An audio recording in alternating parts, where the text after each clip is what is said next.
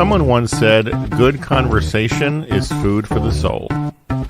Great conversation is what happens when a conversation flows, no matter how random topics get. We are in the business of creating great conversations. Welcome. This is A Few Minutes With.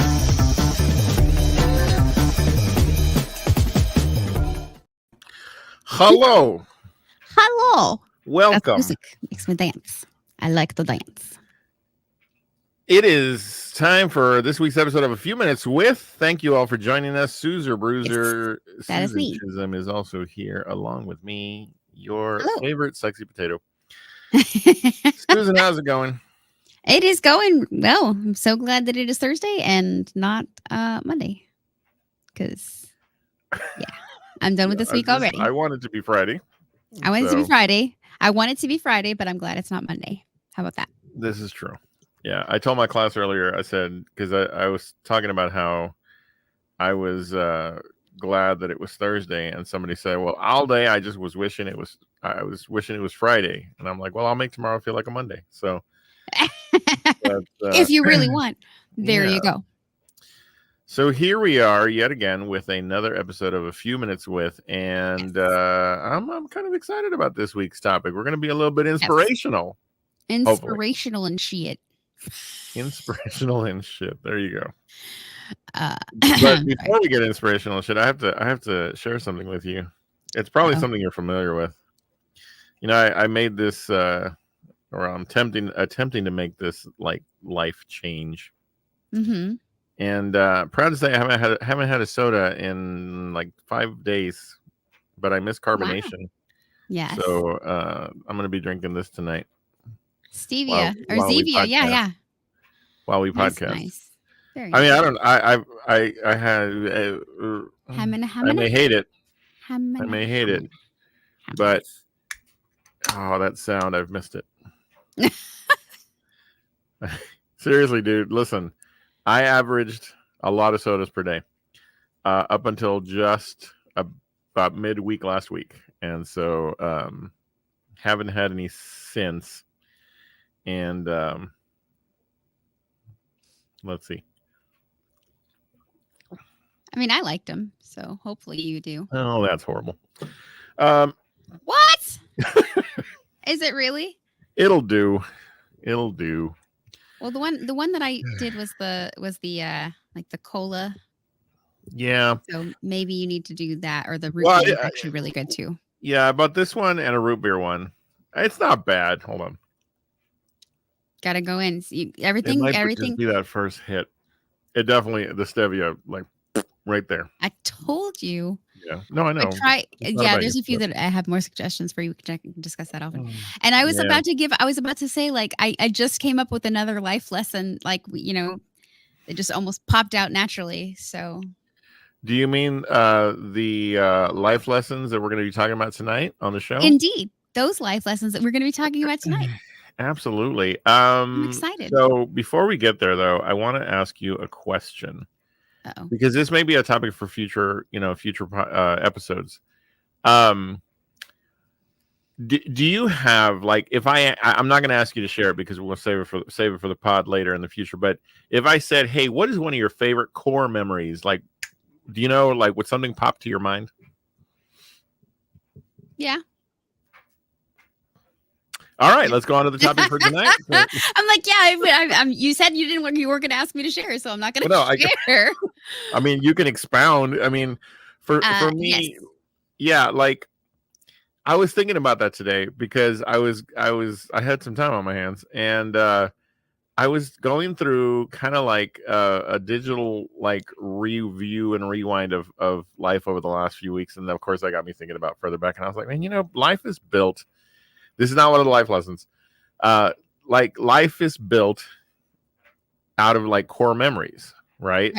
Right. I mean, I think of core memories as like if toward the end of your life you produced a coffee table book of like your life, it would have to be populated with what we would call core memories from your life, right? Mm-hmm. Are there any that you're willing to share right now? Like one that just, comes to mind? You said you had one. Oh yeah. Yeah, no, definitely. Like one of the first core memories that I have, in terms of like my adult life was, when Cullen and I met. Mm-hmm. We met. Uh, long story. Long story short, it was literally that like time stop. Like we went to lunch with friends, and everybody else was kind of like, mumble mumble. And we were like actively chatting across the table at each other, and it was just like that's something that I won't forget. And I was in the area for some reason a couple of weeks ago, and the restaurant that we had gone to was closed, and I was like, Oh. but yeah, no, that's yeah. Sorry, a little bit of rapid. I have to ask you this because I feel like I know you. It's been 5 years. More than 5 years, sir. Were y'all chatting, or were you talking? What's the difference? Wall of words. Oh, you.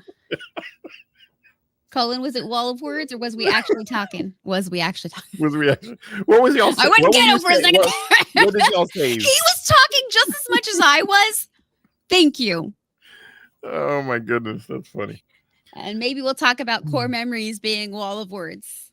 Kevin Sparkle Pants for the win right here. Here it is. He comes in and confirms we was talking. So that's good. That's good. I hate you. Yeah, very first lunch you and I had, I was like, this woman is not going to stop talking. So that's cool. Well, never mind. That's okay. Yeah. I was nervous. Okay. Anxious. You were out with a star. I get it. Speaking of, hey, guess what you and I are returning to next week for the first time in many, many, many, many moons. Many, many, many moons. We are returning to the roller derby. Yeah. The roller derby. I am coming out of retirement for one night only. One night only. Piggy Fatness Rises. I don't even know if it's going to be at night. I don't know yet which game I'm going to call, but I will be announcing at a roller derby tournament in Dallas. And you and I are going to go and see about filming some content, maybe. Who knows? Well, maybe we'll share it on the next show. We'll kind of like show people what the gig used to be for both of us. So yeah, there you go. You played roller derby. You were you were in it. I was in it. I played roller derby and then I announced it. Yeah. Well, but hold on. Let's be fair. You played roller derby. I played roller derby. Listen, I was always safe behind a microphone. Okay. I loved it. I did it for 10 years. But you were like getting bruises and shit. Yes. Yes. My name is Susan Bruiser. Yes, indeed. In fact, we can just quickly remind them that hold on, where are my banners at? Oh my Susan God. Bruiser. Oh, okay. that was your derby name. That was I thought you had a picture. I was like, oh no. no. I wouldn't do that to you without your permission. So actually, I think so. The pictures that I have shared on Facebook, that are, that you can find on my Facebook are actually ones that I'm proud of. So yeah. Well, and speaking of core memories, like I think about that definitely. I mean, that span of my life from 2012 to, I officially retired in 22, I think. So those 10 years, roller derby took me to Japan. I had announced a tournament in Japan in Okinawa. So that definitely, core memory for sure. Yeah. What else did I do? Canada a few times. I think the core memory though for me, the core memories are the travel, the the destinations. What about you? I mean, if you had to say was there a core memory that sticks out to you from your time in roller derby? Because how long did you play? Steady. I played steady from 2017 to beginning of 2017, between 2016 to 2020, the end of 2019. So like 3 years straight, but then I had kind of like intermittently since 2012. Because I was in the recreational league with Texas Roller Girls before I found, and I would kind of pop in from time to time and do mashups and stuff like that. And then I found my home with Rockin' City. and yeah, skated steady from the different. There were definitely a few different core memories, and it's little silly things that, and if anybody, and this is another, it's going to link to, you know, one of the life lessons. It's like, it's, I remember a lot of little tiny events, like little tiny things that would mean probably nothing to anyone else. Yeah. But to me, they meant a lot. And, you know, yeah. So, well, I think I think that's why I want to at some point kind of explore the concept of core memories here on the show, because I think people need to be reminded sometimes that there are memories, good, bad, in the, you know, in between, that are all important in the way our lives are constructed. I mean, I think about how, you know, the 10 years I spent announcing roller derby around the world, it was like that was so formative for me. You know, here I am in my gosh, I would have been in my mid 40s or, you know, early to late 40s in the time in which I was doing this, and yet I learned so much during that time. And, you know, my passion for public speaking was certainly a big driver, but, you know, I would not have traveled the distances I did. I would not have, you know, if it hadn't been for roller derby. In fact, if it hadn't been for Jen taking up the sport, obviously I would never have even known that it was a thing. Like I literally remember my very first roller derby bout that we went just to watch. And I remember turning to her and going, "This is what you want to do?" Because I was like, this is violent. Like, you know, and her only response was like, "Yeah, yeah, what I want to do." And so, in fact, you met her. You actually ran into her. You like almost ran over her. So. No, I literally ran into Jen. The first time I met Jen, we were in San Antonio to play a game. Yeah. I think she was bench coaching by then. Say again? I think she was bench coaching by then. Possibly. Yeah. But I was carrying something and I was talking to someone, you know, talking to somebody behind me, and I like turned around and she was right there, and I just like smacked into her. I was like, "Oh my God, I'm so sorry." And she was just like, "Hi." Like, so, okay, no big deal. Like, classic Jen. Yeah. And to know her is to love her, and to know that's like, yeah, that's what you're gonna get from her. Yeah, absolutely. So, but yeah, so next week we will be in Dallas, Texas. North Richardson, I believe, is the actual suburb. Mm-hmm. And we will be at the NYTEX Sports Center for at least a game, and I'm gonna put the old piggy fatness back on for a bit. I need to relearn the rules. So, but anyway, we'll form a core memory there. So, perhaps. All right, we're here to talk about life lessons, Susan Chisholm, and I think, you know, because sometimes you and I, when it comes to coming up with topics for the show, I basically message you and go, "Hey, what do you think about this? What do you think about this?" And you're like, "Yeah," and I'm like, "All right, cool." I do as well.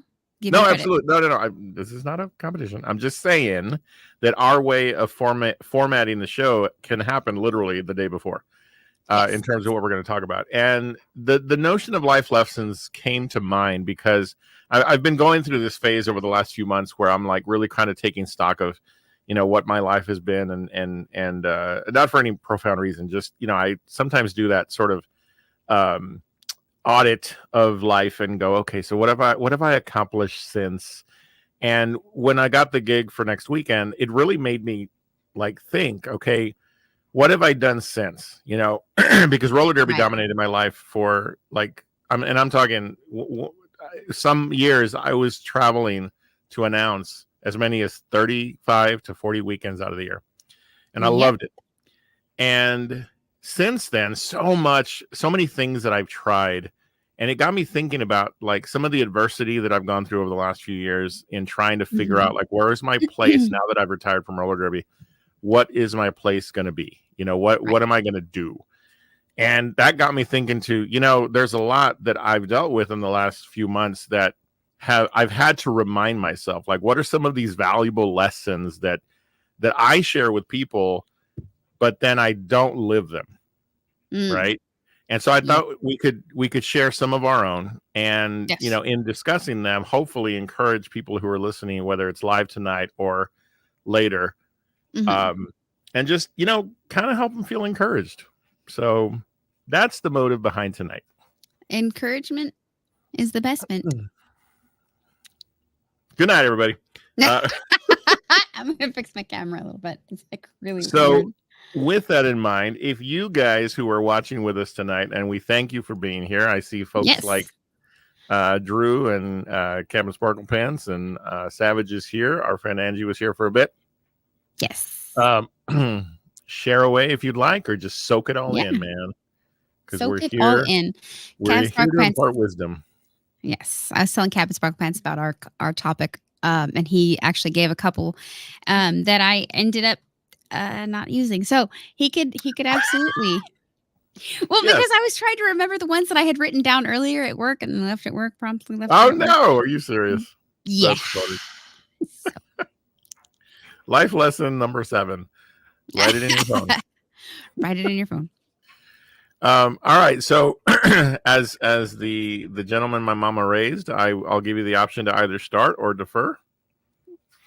I'll start. Why not? Okay, take us through it.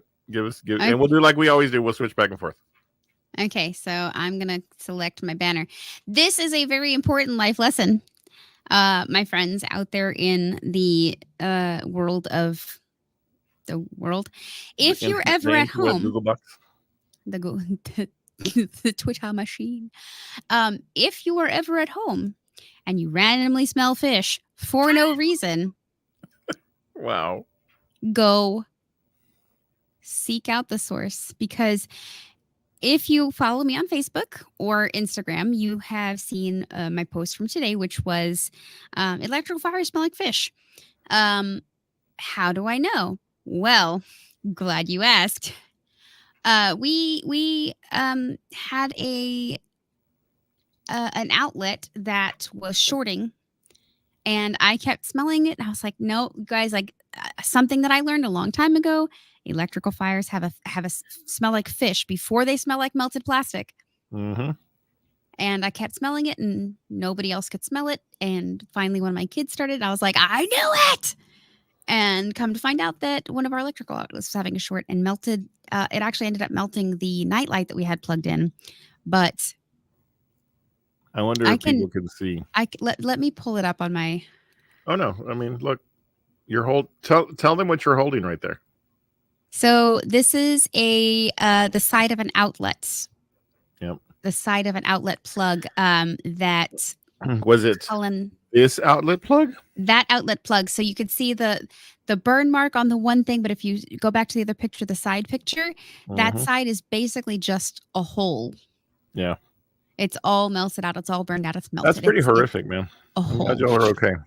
Yeah. And what's funny is that Cullen and I had just woken up for a nap. Like we had just woken up from our nap, and we were like deciding what we were going to do for dinner, which ultimately, like, we had decided because of our anniversary, we were going to go out as a family. Yeah. And one of the kids was like, Mom and Dad, I'm very concerned. Like this worries me. I'm worried about, it, the smell is getting worse. It's getting stronger, and it worries me. I'm concerned. And so we were like, okay. Did y'all have to look around? Well, no, I don't know if you recall, a couple weekends ago, I was smelling the smell, and we discovered that the nightlight that was plugged in there had kind of melted a little bit.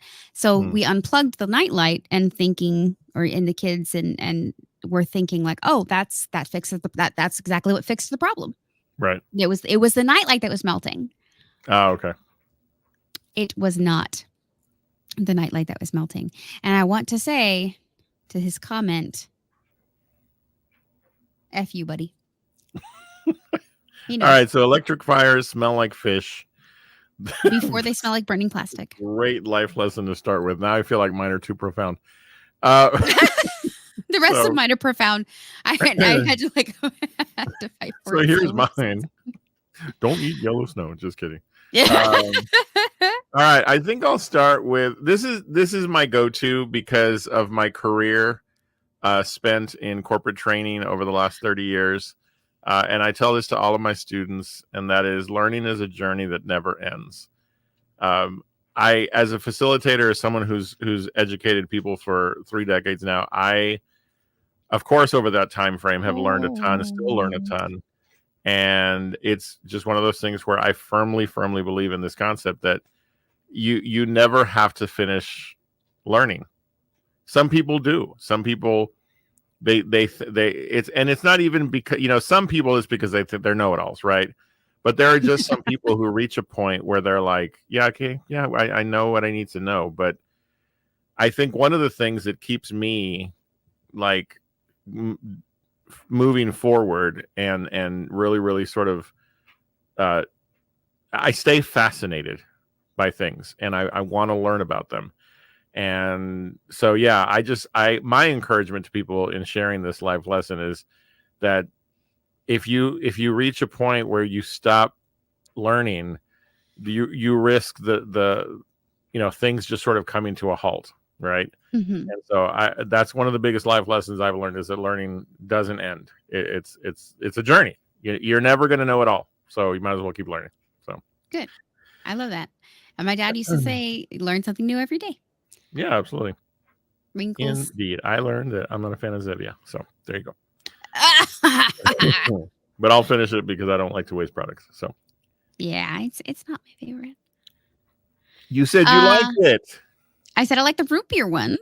Wow. And only on occasion. And I told you, I can look back at our conversation. I told you the stevia aftertaste is intense. I don't like aftertaste. It's front forward, man. There you go. All right, your turn. I'm gonna go with this one because this is one that I'm still working on. Okay. And I'm deleting my banners as I go, just by the way. This is one I'm still working on for myself. If being hard on yourself worked, it would have worked by now. Oh, I like that. Yeah. Talk about it. So, if you know anybody who is notoriously hard on themselves, this is something to remind them of. Being hard on yourself worked. It would have worked by now. I like that. I learned from a very dear friend the phrase "be gentle with yourself." I remember the literal epiphany moment, and that's what that reminds me of like, I am my own worst critic, mm-hmm. And sometimes I don't have to be. So thank you. I like that one. That one resonates. Actually, I have it on my locker at work. Nice. So that means that other people see it as well. Yes, hopefully nice. They do. I like it. All right. Well, along with that one, then my next one: beating yourself up about something accomplishes nothing. I always tell people, and I used to be notoriously bad at this. I always tell people, and again, I have the absolute privilege of teaching adults, and I always tell them it's, you need to be a fan of yourself. Like you need to advocate for yourself, and I know it's, don't get me wrong, for whoever's listening, whether live tonight or later, I'll be the first to say easier said than done. Right. Yep. But and here's where I'm going to sound a little bit contradictory. While there is value to questioning yourself, yes, that's not beating yourself up. There's a difference, right? And I encounter too many people on a daily basis who they down themselves. And sometimes it's because that's what they know. That's what they've been conditioned to feel or think, which is very sad. Yeah. But I try to remind them, what you just didn't move the needle on your progress a single bit. Nope. And so wasted let's find ways to move the needle by finding something to compliment yourself about, something to give yourself credit for, because I never got anywhere if I was beating myself up over something that I wasn't able to do or accomplish. I was stuck in a rut until I was able to sort of move away from that thought, which was not always easy. No. And I'm trying to remember, there was something that somebody told me. Of course, the thought completely left my mind about that. Anytime you have like these, because self-deprecating comedy is kind of like a coping mechanism. So it's like, nice job, you idiot. When you do something wrong, or like, oh, I'm so clumsy, or I'm so dumb because whatever. If you say something like you turned it into a positive statement, even though it's not positive. So you're like, I am, like when I trip and fall on my face like I do, I'll typically be like, look at, like, I'm the most graceful person on the planet, but it's obviously sarcasm, but it makes it that positive connection, positive pathway in your brain. Right. So, and I think that's what life lessons should do, is create those paths forward. Drew shares a life lesson of his. Slow down. You paid extra for that sound system. Enjoy the ride. I like that. Yeah. I like that. Yeah. Absolutely. I love it. I like it. All right. I think it's your turn. It is my turn. I have 4 more. Wow, I've already done 2. I have 4 more. And they were like, to me, I'm like, man, it's so hard to choose which one to do next. Excuse me. Okay. Obviously, this is an easy one. Love like there's no tomorrow. And it doesn't mean like I love my husband. Pizza. Yeah, I love pizza. It's literally like spread the love that you have for your craft, the love that you have for your things you do for fun, the love that you have for people, spread it into the world. Like, it's not, I mean, it's great to have it inside of you, but it's really great to spread it out to other people who need it, or who may benefit from it, or maybe that'll open the door for them to see that it's okay to love what they love, or love who they love. That's something that I know personally people have just struggled with that, but it's like, for me, if I show you love, it makes your day better. Yeah. Even just a little bit. No, and it doesn't absolutely. have to be literally like, I love you. It doesn't have to be mushy. It has to be mushy. It can be literally like, hey, I love what you did with your hair today, Sergio. Yeah. Well, Sergio, thanks. Yeah. I was told I needed to shave my head because I have too much growth. Thanks, Rika.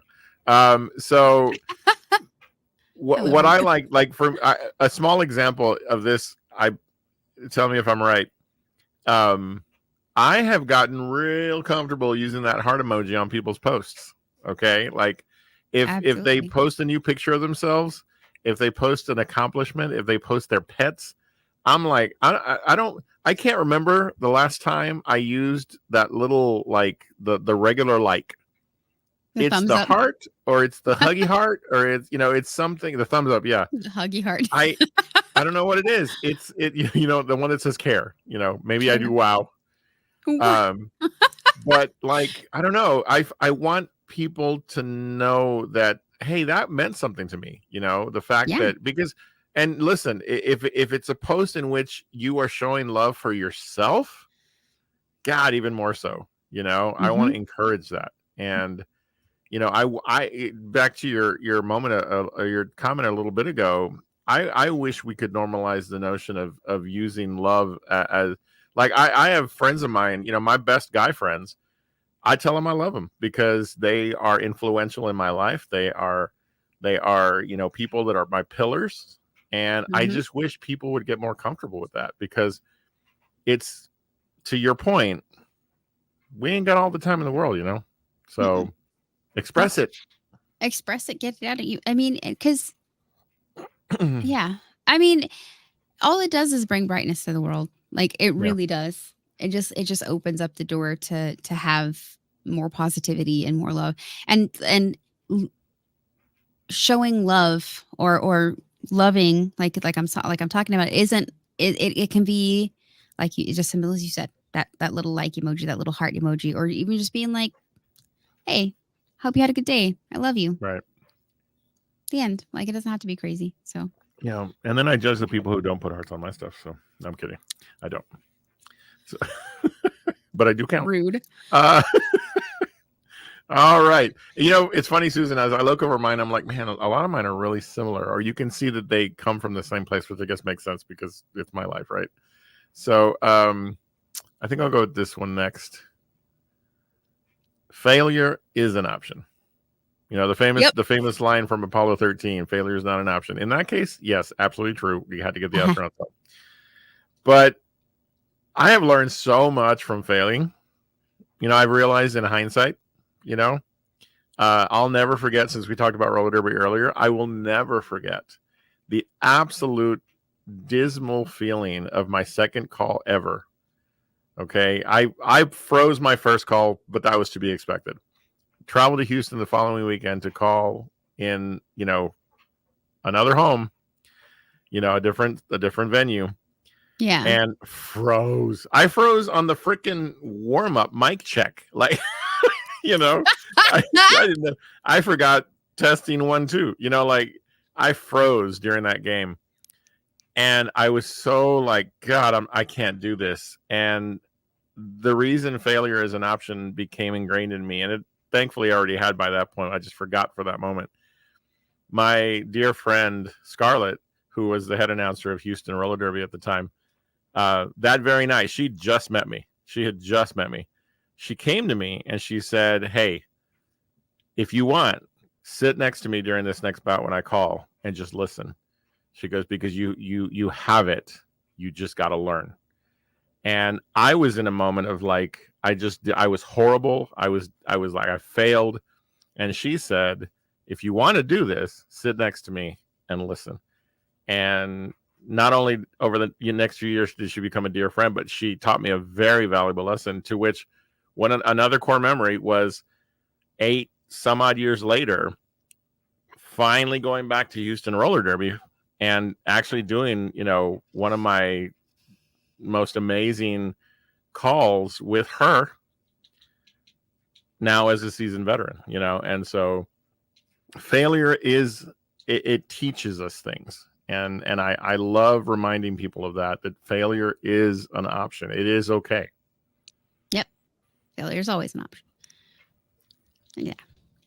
That from the Mythbusters also said that too, just by the way.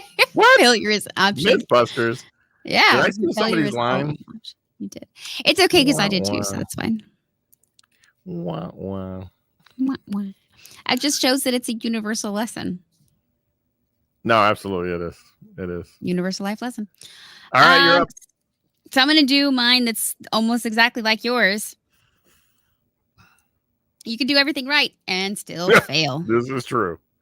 You could do everything right and still fail. Or you can do everything right and still lose. You can do everything right and it still end poorly. That's not a knock on you, or it's not a judge of your character or a judge of your anything like that. That's life. Yeah.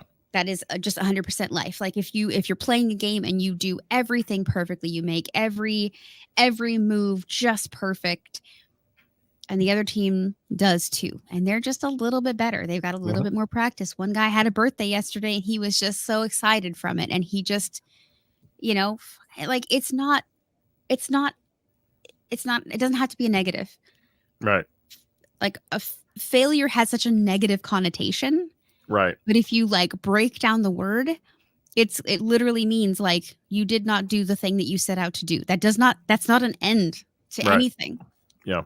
And like Captain Sparkleman says, failure is a lesson. Yeah, indeed. You can learn shit from it. Screw it up and then fix it. Yeah. No, absolutely. I mean, I installed a dryer, goddammit. So and I you can come install ours next weekend. My failure was letting gas into the house, and so I had to fix it. But you should show your shadow box. I don't have it near me. I'll have to, next week I'll show it. But next week. Yep, I love that. You can do everything right and still fail, but that's okay because life goes on. It does. Life goes on. In fact, that kind of cascades right into my next one. Comparison of ourselves to others will always be an unfair and inaccurate measure. I grew up with 5 siblings, and man, I was stuck in a rut. And I was the only one doing it, meaning my parents weren't the ones doing this. It was my own brain, where I was like, I can't measure up. I don't play an instrument like every single one of my siblings does. I wasn't in marching band like every single one of my siblings was. I wasn't, that was always my thought was I'm not doing what they're doing. When I got into speech and debate, it was like so off the path of what my siblings did that I didn't see it. I didn't see the value of what I was doing as being equal or worthy of my parents, and because my parents but they could go to a football game and watch my brothers and sisters march. They couldn't go to a debate contest until I realized they could. And I'll never forget the competition in college that my mother, we were competing here in San Antonio at St. Mary's College or St. Mary's University, and she came and she heard me deliver 3 of my events, and oh my gosh, like she told me that night, she goes, I get it now. Like, I understand, and you're amazing. And so, like, I wasted so much time comparing myself to my siblings. And, of course, over time, you learn it's not a fair comparison, and it isn't an accurate measure of your life. And, I wish I could tell you that after that, I never did it again. I did it with other people, in my career path and so forth. And so we get into this mode where, and I think, businesses drive it with competition and, hierarchy and the way you're pushed to accomplish certain things. Mm-hmm. But you're only as good as you were the last time you did the thing. So, like, don't compare yourself to others. Compare yourself, if anything, to yourself. Yep. Right? How am I better today than I was yesterday? Yep. If anybody has not seen the show A Good Place, that's kind of what inspired this thought, because one of the lessons of the show is, what they discovered about humans. I'm not going to give away the whole thing, but one of the things that they discover about humans in the place that the characters are is you can be better today than you were yesterday. And I loved that. I was like, yeah. Yep.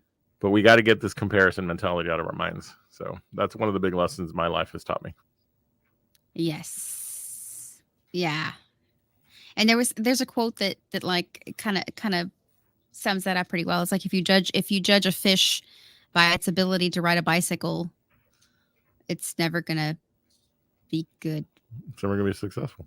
I don't know what the word. I think you made that up. Did you make that up? I did not. I gotta find it now. Give a fish a bike. Okay, hang on. Everybody is a genius, but if you judge a fish by its ability to climb a tree or ride a bike, it will. Wait, no, because it's. Oh, sorry.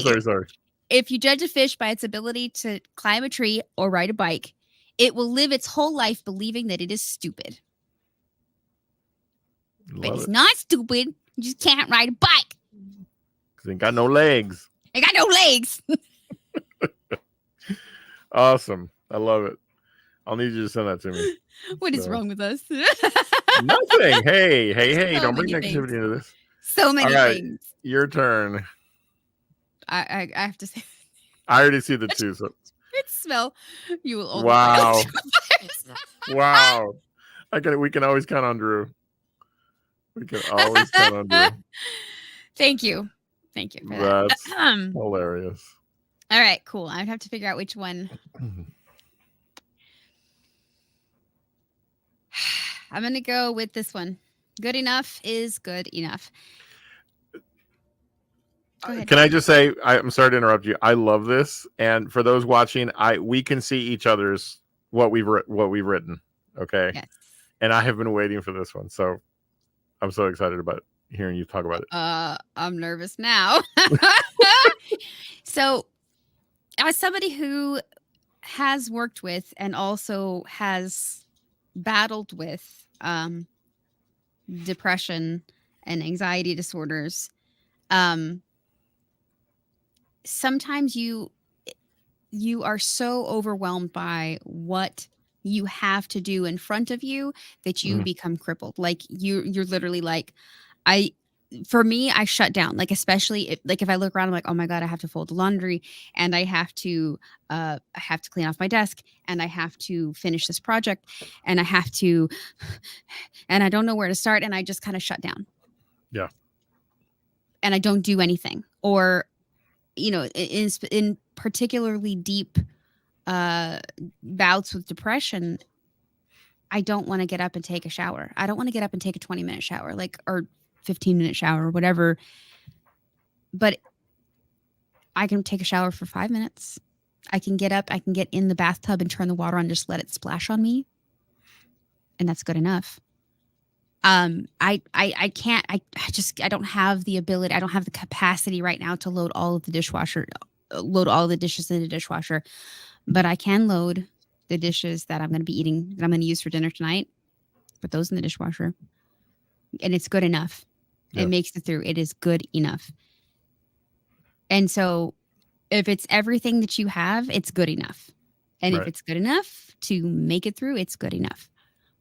I don't know how it's hard to expand on that thought without just saying the same word over and over again, you know. It was good enough. I like it. It was good enough. To the pair with this one for me is anything worth doing is worth doing poorly. Have you ever heard that one? No, I heard the opposite.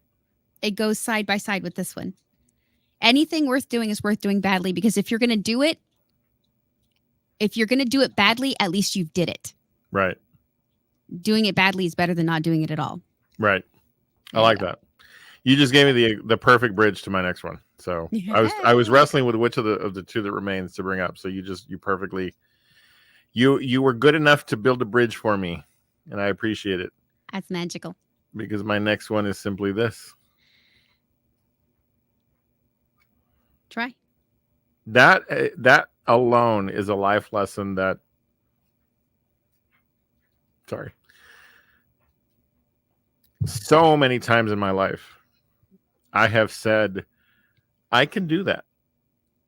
And then when the moment came, nope.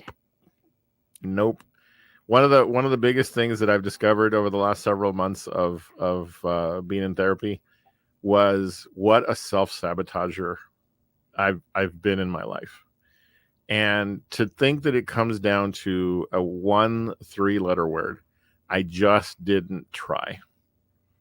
I decided I couldn't, you know?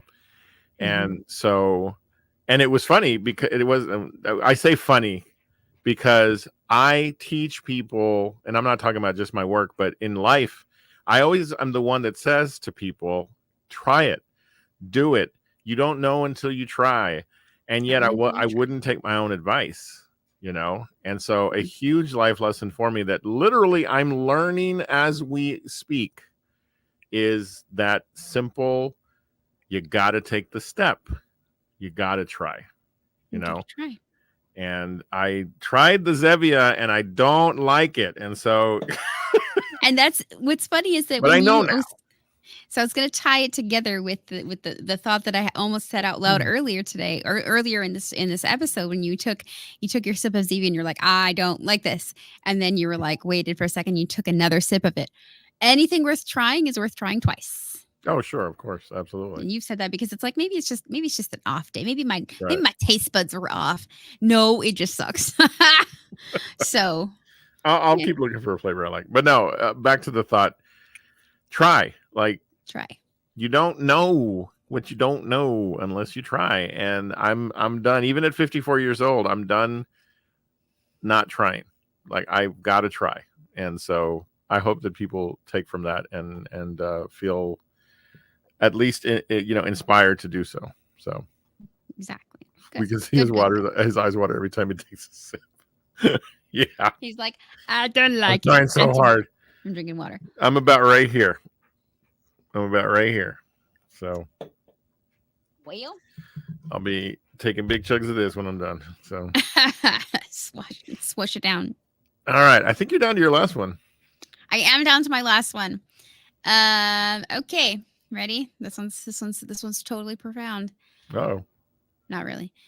Anything between you and the earth is worth spending the money to buy quality. And I am waiting for that look. There it is. Out of the corner of my eye, I see him turn to look at me because, ladies and gentlemen, please record this. Set your ready. Hit the record button right now. My husband was right. I'm so lost right now. Okay, so anything between you and the earth is worth spending the money to buy a quality product. Oh, okay, gotcha. For example, shoes. If you don't buy good shoes, you will suffer in Amen, pain. sister. You will also, if you buy a cheap one, you're going to buy another one. And another one and another one and another one. By the time you finish buying all those cheap ones, you've spent more money than if you had just spent the quality money in the first place. Yep. I have learned that well enough on my own without his help. Although I will admit, like he did tell me, and I am stubborn asshole. So I'm also a cheapskate. Let's quantify that right there. I am a cheapskate myself for that. Yeah. Yeah. So shoes, mattresses, tires, and shelter. I would also like to add upon work clothes. Yeah. Because I don't have to buy my own scrubs. The hospital does provide them, but they come out of a scrubs vending machine, and sometimes I mean multiple times a week. They don't have my size because it's the most common size. And so I either have to wear a size that is too small for me and I risk ripping the back of my pants out, or I risk swimming in them all day. So I purchased my own. And I purchased some not so great ones. And guess what I did after that? I purchased some really good ones. And now I'm like, hey, I'm never going to wear the other ones again. Yeah. The end. No, I get what you're saying. This is not a lesson that I have always heeded. It's funny because I'll make the choice that you're describing on certain things. So like shoes, definitely. Like I learned my lesson long ago. You the old adage, you get what you pay for, which I think fits here. For shoes is absolutely true. So I spend money on shoes because I want my shoes to last. And it's not that we're cheapskates, it's that we've lived portions of our lives where we couldn't, right? At least that's the case for me. I knew there was a time when it was like I need to buy the cheap pair of shoes or the cheap whatever because it's what I can afford, and even then I probably was going beyond what I could afford. But now I look at it as I don't have an excuse. So whatever happens, the consequence is my own to face because I didn't invest. And to go with that, I also find it strange how our willingness to spend is equal to how passionate we are about a thing. So for instance, I remember thinking I don't ever need a fancy PC to play games because blah, blah, blah. And now when I finally invested in a great PC, it's lasted me for so long. And still has years of life on it. But I had to turn the way of thinking to go, okay, it is worth this amount. You know what I'm saying? But so if it's something we're passionate about, the willingness to do what you're saying in your lesson, I think there's a correlation there. Yeah. And if you're interested, if you're ever kind of look up, you can just Google Boots Theory. Boots, Boots Theory. It is from a book written by Terry Pratchett, one of the Discworld books. Amazing series. Terry Pratchett was an amazing writer. Definitely just look up the Wikipedia for Boots Theory, and it completely describes exactly what I'm talking about. I will do so. Will do so. All right. Well, let's go ahead and go to my last one. Again, so many of them were similar now that I look at it. Saying you don't know is not a measure of your intelligence, so long as you're willing to go find the answer.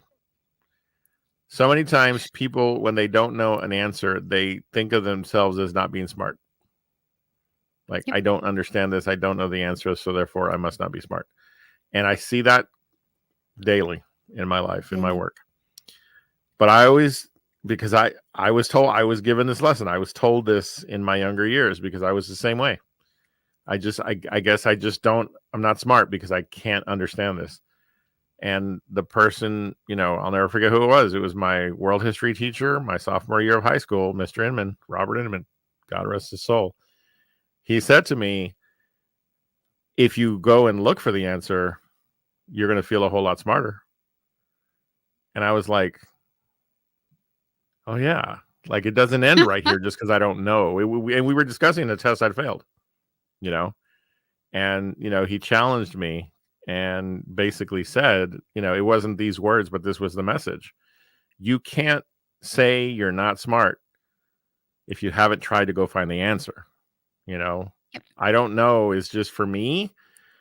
I'm better now about how I tolerate folks saying I don't know, because I've learned to also be compassionate. But it's one of the few phrases in life that I just refuse to let someone rest on. You don't know right now. Yep. But I can point you in a direction where you can find out. Now, if you choose not to go there, that's okay. Pretty dumb. That's on you. That's a whole different conversation. But I love the look on a learner's eye when they go to you later and they go, hey, I didn't know, but I looked it up and look what I found. And I'm like, that's all I'm asking you to do, man. That's all I'm asking you to do. Don't say you don't know. Go look for it. And if you can't find it, I'll help you, you know? And so I go back to where I started with this whole, you know, learning is a journey that never ends. That's why. Because we can always go find the answer. So that for me is one of my biggest life lessons that I remember. I literally remember the conversation that Mr. M was having with me, and I'll never forget it, because he was the one teacher that refused to let me be lazy, and I will always love him for it. We need one of those in my son's life. I don't know how to respond to that. So the end. That's it. There was nothing. We're talking of the week. The end. All right. Well, there you go, guys. We hopefully shared with you some wisdom. Here's one. I like this one. Captain Sparkle Pants says, look, there's pictures. Give grace. You don't know what the person is going through. You don't have to react to give grace. Absolutely. I agree. What did you react about the picture, speaking of? Can you see his face? Yes. We haven't been able to see faces before on our portal. That's a first. I love it. We have. No. If they have a picture on maybe pull up a few past episodes, I'll do it. Okay, go ahead. All right. Well, there you go. Life lessons. I honestly thought, can we fill an hour? Well, here we are. So we talk. You and me talk a lot. Thank you for imparting your wisdom. So and you for imparting yours. I love where we started and where we ended up. You're like, electrical fire smell like fish. They do. No, I know. I'm just saying. I think it's funny. Like that's where we started. You know.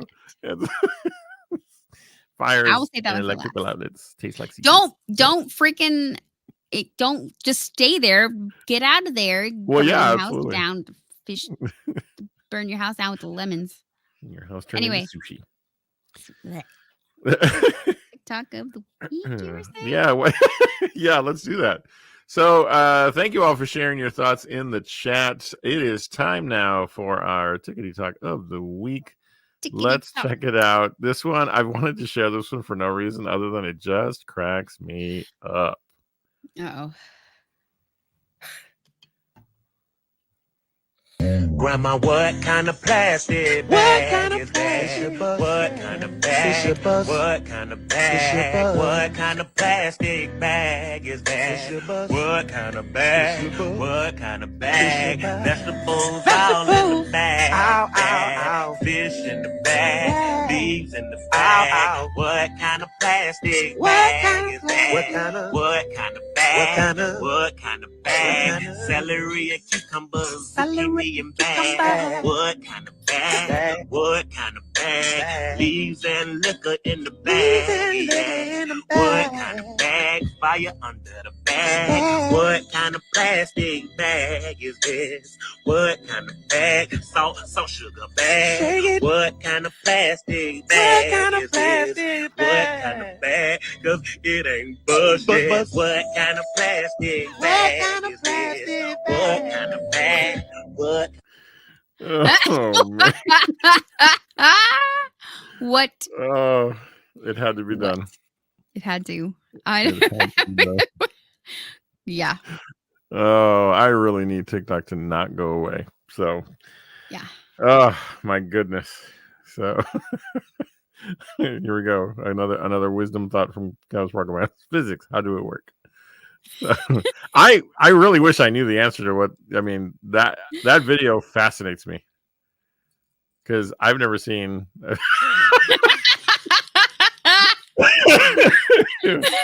Oh my gosh, that's funny. Celery and cucumber in the bag.